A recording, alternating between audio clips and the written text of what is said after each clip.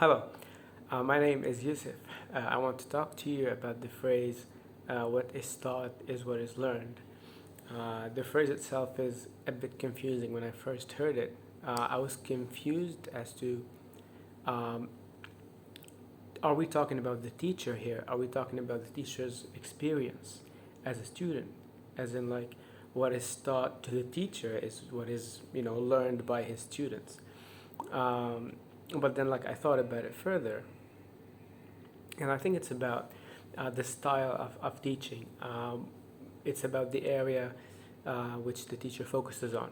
If the teacher focuses more on the details of the language, vocabulary, grammar, uh, the inner details of the language, then this is what the students are going to learn without learning about the, let's say, general image, or like general meaning of the language, because the teacher is not giving them space to practice the language, or um, use what they learned in the detail section.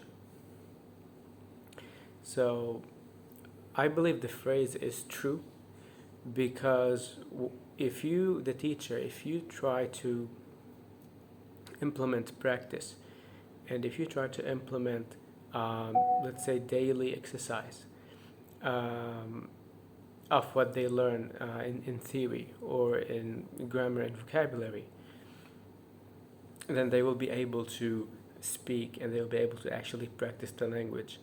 And a lot of teachers get frustrated because they think to themselves, I've done everything. I've taught them the words, I've taught them the structure, I gave them all they need, and they did all the guided practice correct. So why can't they speak? Why can't they talk?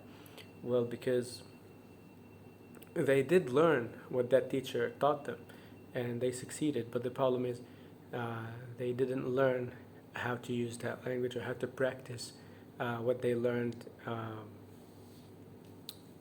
let's say, in a real context of, of the language. So that's why I think it's true.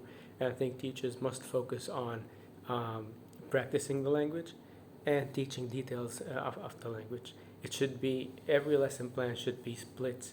Of course, every teacher has their own ratio, but the ratio that we're talking about here is 80% versus 20%.